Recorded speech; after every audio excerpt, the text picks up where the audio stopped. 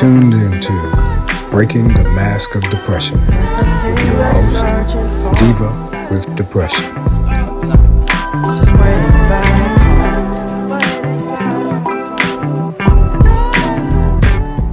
Hello, guys. Welcome to Breaking the Mask of Depression with me, your host, Diva with Depression.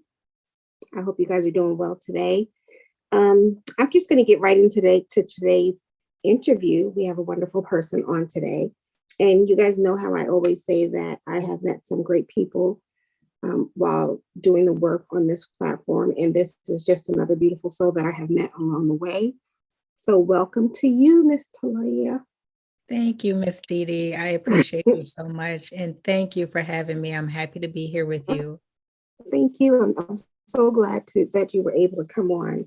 I was so grateful when you reached out to me, like I told you last time, because that summit was so much for me technically. So I didn't know what I was doing, but thank you for reaching out. My pleasure. I'm glad I did too. Yes, Yes, because this is so cool. you're just such a delight. So, oh, thank you. Thank you. You are too. thank We're you. going to start right away. Okay. Let's tell us who Talaya is. Sure.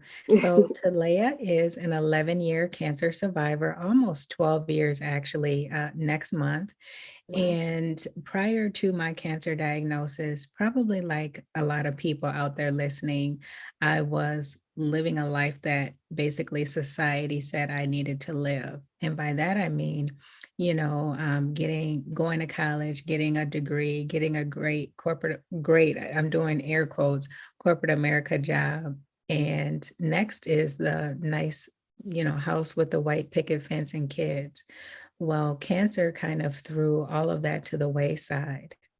And it kind of took me by surprise because I was never really sick prior to my diagnosis. And by that, I mean, other than the cold or the flu, I was never sick, never spent the night in the hospital, never broke a bone, anything like that. So, Dee, I like to tell people I wasn't your average healthcare consumer. Right. I would go, for my annual exams, eye exams, physicals, that kind of thing. But beyond that, I really didn't have much interaction with the healthcare Right. system, thankfully. Isn't that something? Yes, yes. Wow. And so what made you, was it a regular physical or was there like a specific cold symptom or something that made you go to the doctor? Well, really, Dee, it was a combination of both of those things. So it happened to be my time of the year to go and have an annual exam, Okay. to have a physical. But then also a couple weeks prior to my physical, I discovered a lump on the side of my neck. Oh. And mind you, Dee, this was 10 years prior to my actual 1 year prior to my actual diagnosis. Oh, And wow. you'll see what I mean in a minute. So 2010 went in for a physical, pointed out the lump on my neck. And my doctor just basically blew it off. She's like, you work out all the time. It's probably just a pulled muscle. Well, with me going back and trying to climb the corporate ladder, stress from work, trying to help other people, I put myself last. And Right. so I take some of the blame for that. I could have easily went to a different doctor. I could have pushed, got another opinion, whatever, but I did not do that. And at the time, I was making all these excuses. Oh, I'm too busy. It's probably nothing, when reality deep down, I knew it was something. Yeah. But I'm sharing this, Dee, because now when I look back and I'm a much healthier person overall, I can see that it had more to do with just me, it had to do with fear. It had to do with me not putting myself first. And Right. quite frankly, my level of self-worth at that time. And so all of those things played a factor. Now, should the doctor have done her due diligence? Absolutely. Definitely. But I'm someone who, if I, you know, didn't do my part, I'll step up and say it. And I didn't Right. do my part as a patient. And that's why I'm so involved in the work that I do today, because for various reasons, people don't advocate for themselves. Exactly. Uh, First of all, The medical community as a whole just always pisses me off, especially when it comes to our Black and Brown communities. So that's not surprising that they didn't follow up. The corporate, situation, I can definitely identify with that. That's what sent me over the edge. Living in that corporate environment and not taking care of yourself.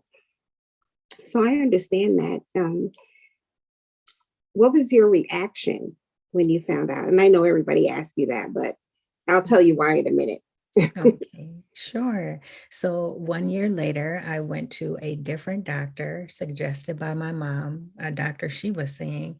Totally different reaction, Dee Dee.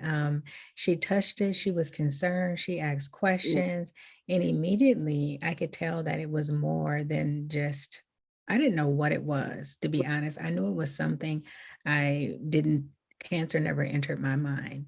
But I had to go through a series of tests to finally Mhm. get that diagnosis. And I got that diagnosis on a Friday evening driving home from work.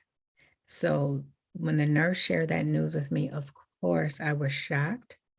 I was devastated. Right. It was like I heard a foreign language, so to speak.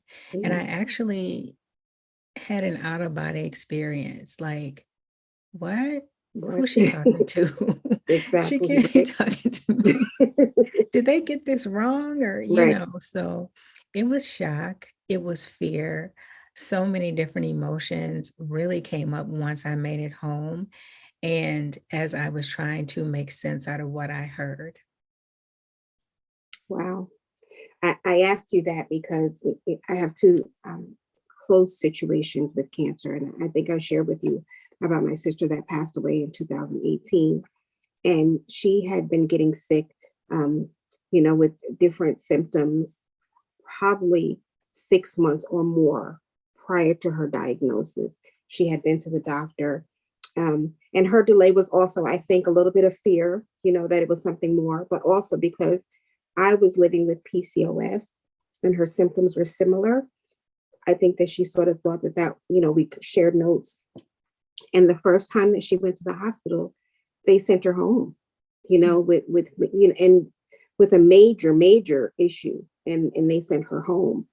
And you can always see the quality of care in the places that you go. And so that the first hospital that she went to was a crummy hospital. And by the time she got to another hospital and got it in line, there wasn't much that she could do. The second thing is my older brother, who myself and my brothers are like glue traps. Um, Mhm. and so, I moved down here in 18, and I want to say the end of 2019. Um, he went in for a routine checkup, and they found a lump on the side of his ear, and it ended up being throat cancer. And he lives in Greensboro now, and I went with him. I, of course, started going there, with his doctor visits. And I can't even explain to you how the type of medical setting compared to some of the settings in Charlotte, blown away, blown from beginning to end. And it was just unbelievable. So don't blame yourself too much, because that's something that they're supposed to find. They're supposed to be versed in that. As soon as, especially for a woman, as soon as you find a lump, shouldn't you check it out? You think that doctors would Yeah. do that? Yeah. I don't know.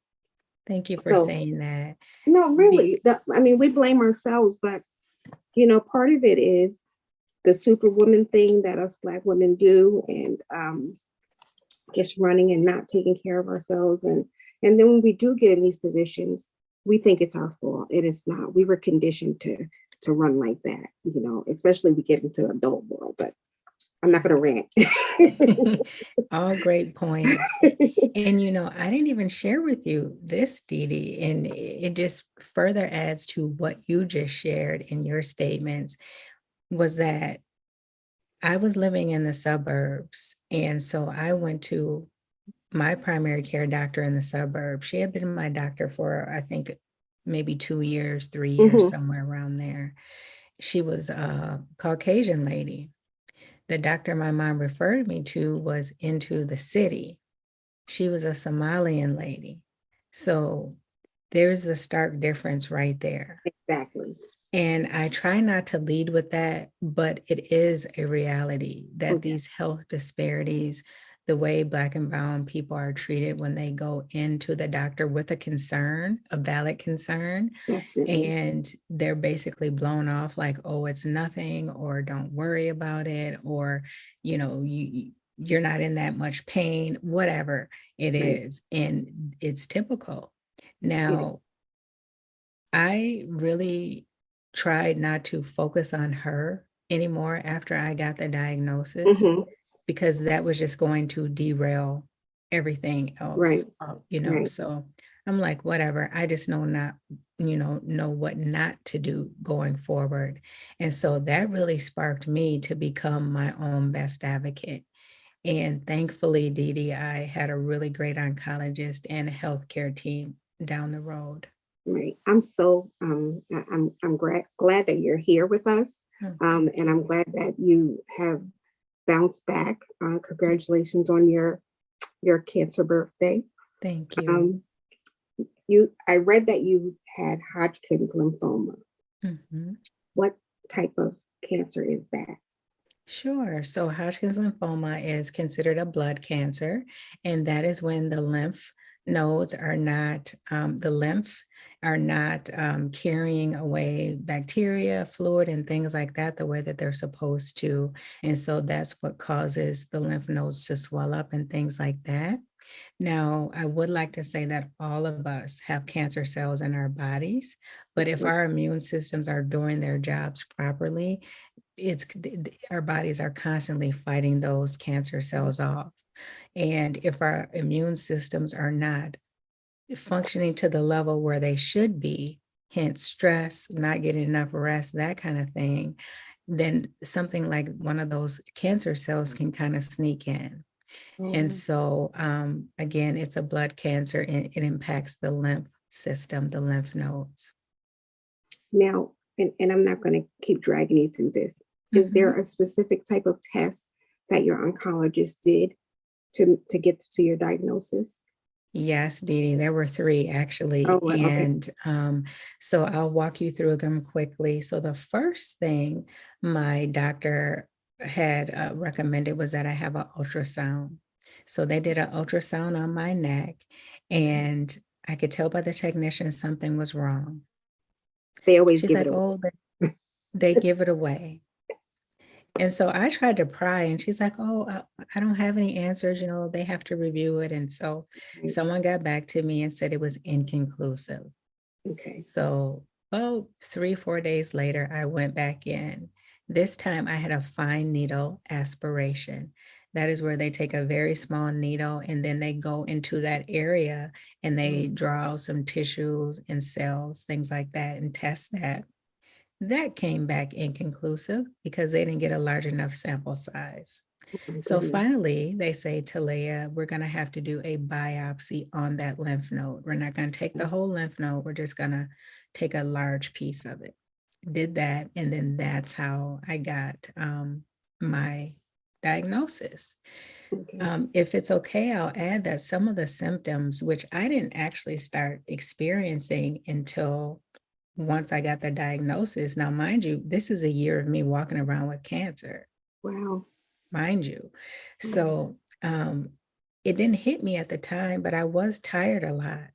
I just attributed it to, working a lot, stress from work, whatever. But fatigue is a symptom. Night sweats are a symptom.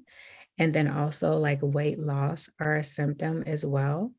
And then as I got closer to the time to start having chemotherapy, I started developing lumps on under my arms, armpits. I had a couple lumps in my chest. And so it's really interesting because it was like once I got that diagnosis, things started progressing quickly.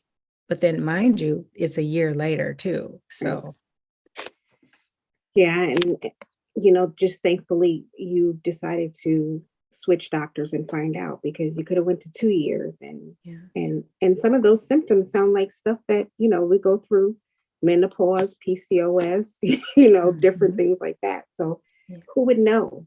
It's just fascinating that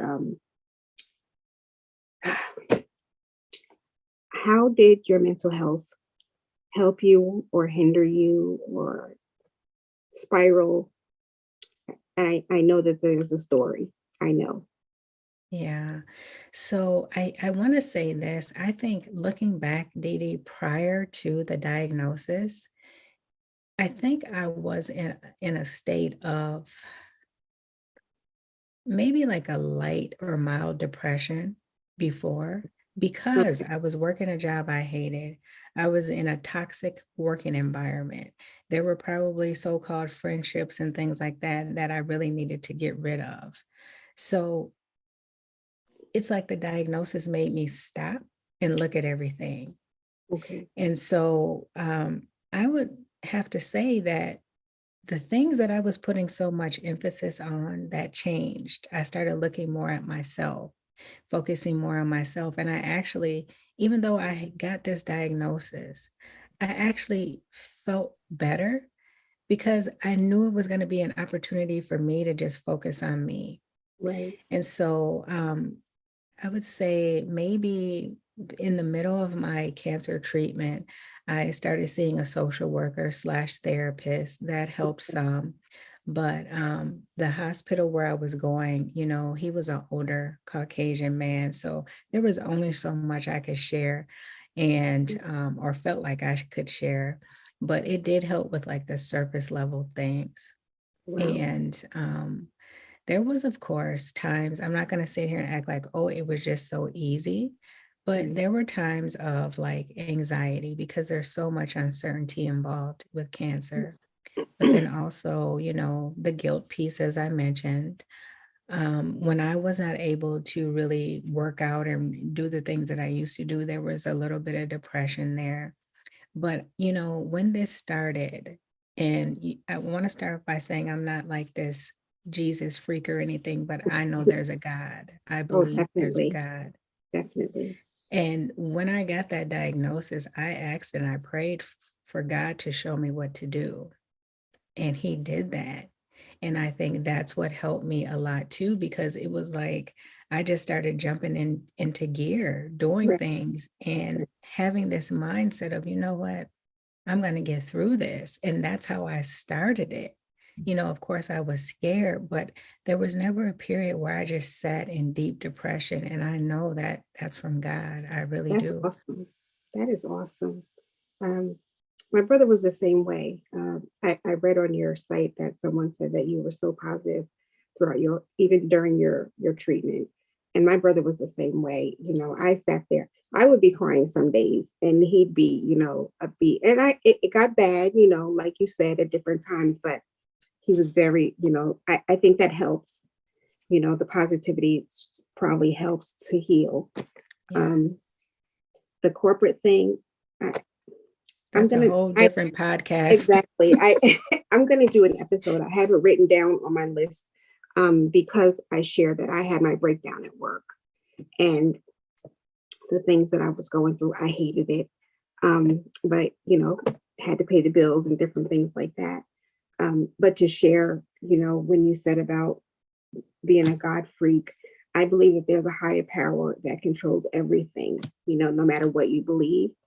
And these experiences that we had pushed us to start these platforms to help other people. So, some days when I'm in my darkest, that's what I think of, like, and I got to stay home and raise my daughters. Yeah, So there's always a bright side to that. And I'm glad that you mentioned that, you thank know, you. um, wonderful, wonderful, wonderful. Tell us about your organization. Sure. So on the other side is an organization that really I found it out of needs that I had. So I mentioned a little bit earlier that I had a great oncologist and healthcare team, but there were still gaps, Dee Dee. Right. And by that I mean there really wasn't anyone who looked like me.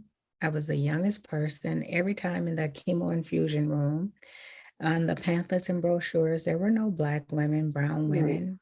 It was like we didn't get cancer. And Exactly. so uh, the gap that I was experiencing was there was no one to talk to who had been through something similar. But then also, I had a hard time eating. And so just trying to find some things that I could eat when I didn't want to eat, but I needed to eat to keep my strength up. And Right. so that was difficult, even though they referred me to like a dietitian.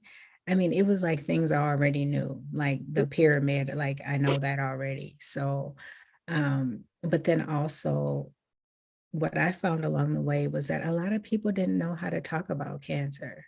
People would The say C the word. weirdest stuff to me. Yeah. And I'm just like, what? You know? And so the other piece that I really found, you know, I hate to say enjoyable, but it kind of kept me going was understanding and learning about what cancer really was and what kind of cancer I had, understanding my treatment options and all of that.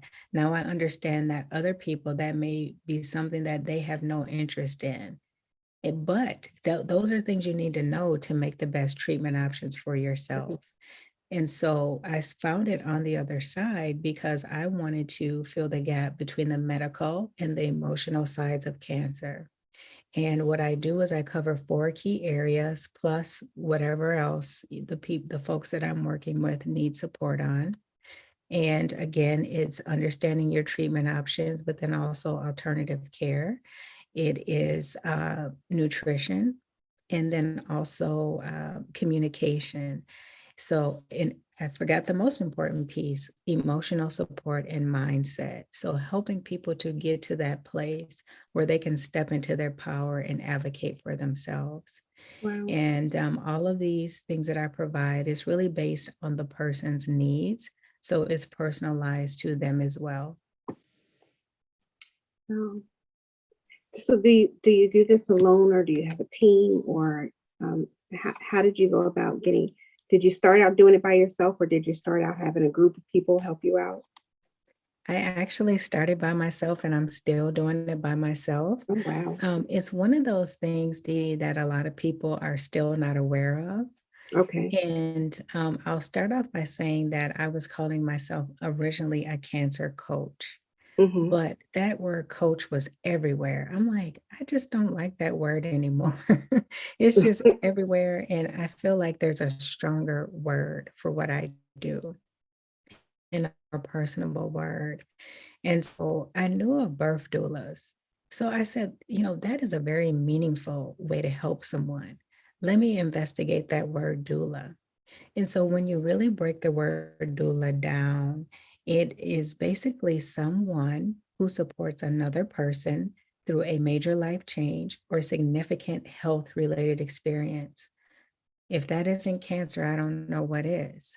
And Right. so I said, I'm going to call myself a cancer doula. Now, mind you, Dee Dee, I officially started my business in 2019. But while I was still in corporate America, I went through this coaching program. So I got a coaching certification. I left corporate America at the end of 2018, kind of took the holidays to just really think, regroup, and try to Mhm. decompress from the corporate world. And January of 2019, I said, I'm just going to get out here and, do the best that I can and see what happens. And so a lot of what I do is helping people to understand as well what it is a cancer doula is Right. in regards to what I do. And again, that's a new word for a lot of people. So um, again, it's just really, I'm really supporting other people that have been impacted by cancer and focusing on their needs. Right. And that was one of my questions. Tell us what a cancer doula is. I always heard of the saying the birth doulas, and actually a friend just posted an article. He's a death doula. Yes. And so, that opened up my eyes to, like, well, maybe there's more to this word, than, Yeah. just the birthing part of it. Yeah. So I think that that's a wonderful, wonderful thing. I like the word, I think that it describes and not to sound, I don't know, but when I hear doula, I do immediately think of an African American person for Mm. some reason. I just do. And I know that there's many of us around, many people around the world that do that. But I always, as soon as I hear that word, I think of a Black person. I don't know Yeah. why. Maybe it's the healing side of us that. Um, so I I know that think you you're said right. you, huh? I think you're right, Dee Dee. I never thought of that before. And, quickly, I'll just point out a couple of things that I also like to share with people. Think about it this way. Okay, a birth doula is the beginning of life. You're Right, helping someone bring life into the world. A death doula is someone who is helping someone transition to the end of life. right, And as a cancer doula, I focus on the present, the here and now with my clients so that they can get over this thing called cancer that's in front of them. But while they're healing from cancer, what other areas of your life do you need to pay attention to? So that when you get on the other side of cancer, you can start to create and manifest the life that you really want because right. it's really all about transformation as well. It's a time for healing. You have such a peaceful spirit. I'm Oh, loving thank sitting you. here listening to you. Um, what type of emotional services? And I'm asking this because of the several incidents that I was involved in, there wasn't support for family members, much support for family members after everything was over. So what type of emotional mental health support do you provide for or share with the family and the people that are living with it? Absolutely. That's a great question. Well, I'll start out by sharing that I'm a certified mental health first aider. So a lot of those concepts I utilize. But really, Dee Dee, it's about making sure that both parties, the person who's going through cancer and then the caregiver, that they're being taken care of, giving them the tools and resources to better talk to each other and communicate, implementing things like journaling to get those feelings and those thoughts out of themselves. Positive affirmations, really sitting down and being someone who is what is that word I'm looking for? Who really is not biased to one side or the other. Right. So giving them a space where they can really talk about their true feelings and what they're experiencing, but then also helping them to reframe and figure out how they can move from those places that really aren't serving them. That's cool. That's helpful. Like I said, that's not something that's often thought about, Mhm. and especially when I talk about my sister's side, and I'm sure that her immediate family probably had, like her son, they had the care, but like the surrounding her friends and stuff like that. Um, and the same with my brother. I mean, they would take me in the back, when they were running his tests to point out what the tests were and explain the different, types of cells and what we should be looking for. When he went for his MRI, the doctor was trying to put me out, Mm. and his support, his cancer person, I call him, was like, she's staying right here. She's staying right here because we're going to explain to her what's going on with her brother. And I think that all around, that's an awesome way to support everyone involved. And I Yes. think that it's great that you realize that all of those things are important after the fact, because you could have just left your experience and went on living a good life, Yeah. and not paying attention. But you chose to make sure that people that won't come after you won't experience some of the things that you did. And I'm sure that that helps millions. I say millions all the time, but because it's true, you never know where your voice is going. So Mhm. something like that just changes millions of people. And I think that it's amazing. Thank you. Um, Thank you. Here's another question. Did you have the same support that you provide, as far as your family, friendships? Did you have that same support? I'm going to start off, Dee Dee, by sharing something because I know a lot of people experience this. On a certain level, yes, I had the support of my mom and my brother, like they were my rocks. They were there. There were about 6 people, Dee Dee, that I initially shared my diagnosis with.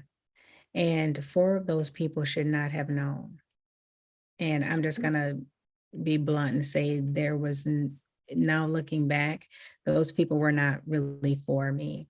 Right. There were people that I expected to be there that were not. And that was very hurtful. But, I'm saying this to anyone out there who's experiencing something similar. Don't dwell on that. That has nothing to do with you, but that has everything to do with that person for whatever reason. Maybe they don't have the mental capacity, or maybe they don't have the emotional capacity, whatever. Some people just can't deal with certain things. Okay. So in a sense, I had that support. I had a great oncologist again. I wish I would have, had support from the people that I expected it to get it from. But, I always say God gives you what you need. Right. And my mom and my brother were exactly what I needed. And that they are enough. That's so wonderful. I'm not as kind as you. I've been pissed off for a long time with the group of people that weren't there.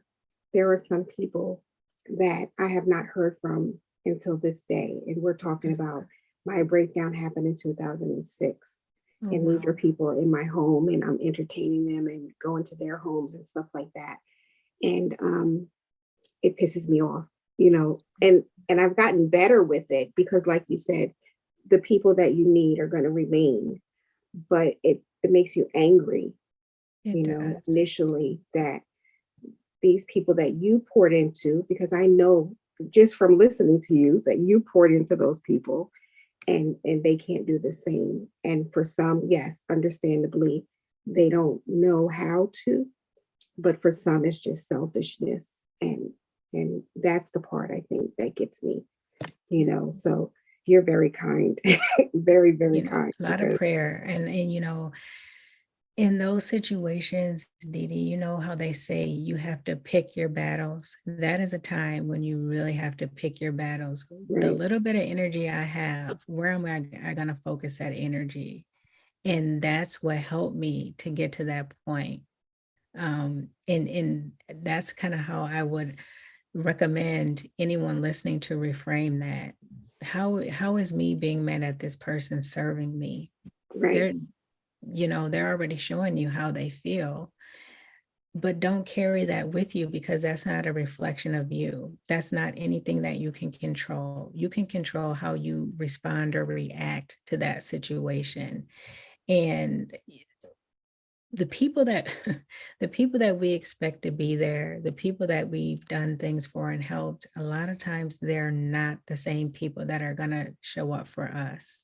Definitely. And is something, Dee Dee, as serious as cancer, you want people there you can trust. Right. You know, there were one person in particular that went to a couple appointments and went back and gossiped about my weight, or, went back and gossiped about whatever. And it got back to me. And that was so hurtful. It's like I'm fighting for my life, but you're gossiping about my weight or how my hair Exactly. looks or whatever. Like, so um, it was best that those people didn't hang around. Right. That's unnecessary bad energy that I didn't need anyway. And so I just want to encourage people to really focus on the things that you can control, which is not a whole lot in that case, but you can control how you respond to things, how you look at things. This is why there's people like you in the world, because people like me are walking around, wanting to beat up everybody, which is not true. I have let go of a lot of, I have, as far as that is concerned, I have let go of a lot of things. Um, Yeah. and and it's wonderful that your mom and your brother are your key. I remember when my brother started chemo, my sister-in-law was still working. And so Mm. she couldn't stay with him all day.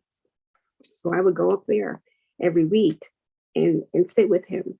And her mom, one of the first or second times that I went up there, she goes, I just think that it's so amazing. You come up here on the bus, to sit with him, and you don't see that. And I'm like, what do you mean? But you're right. She's right. You don't see that kind of devotion, even though it's your immediate family. So it's a gem. It's truly a gem. What made you, and I'll ask this, quickly, what made you decide to, because I know you have things to do, what made you decide to go into the podcast field?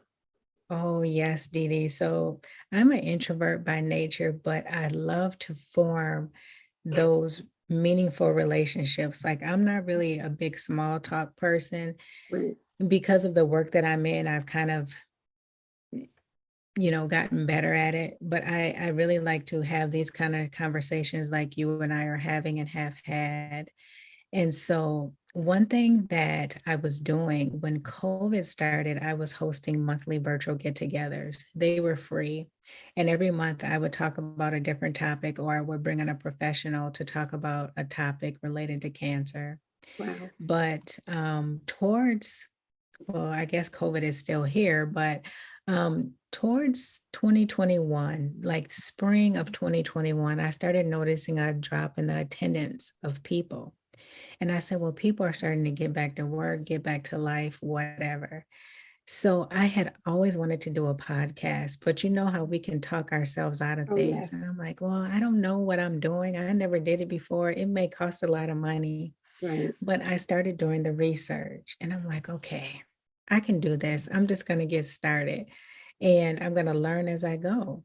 And so August 5th of 2021, I believe I released my first episode.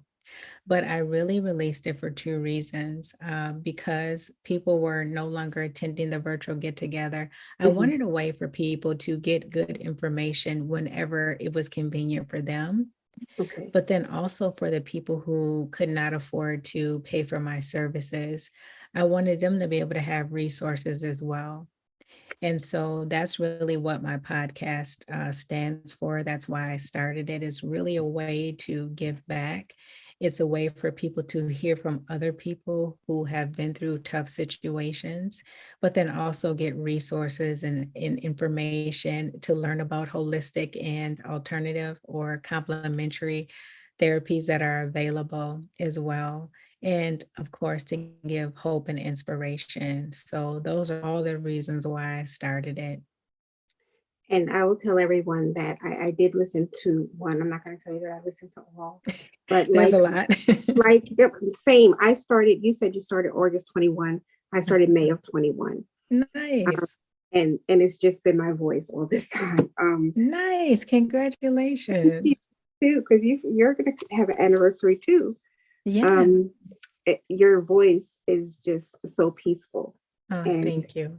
it was comforting even to see, you know, like we had our conversation and we're talking now, but when I went to listen to pieces of your podcast, I'm like, her voice is still the same. So I'm sure that it just draws people in, and it is comforting.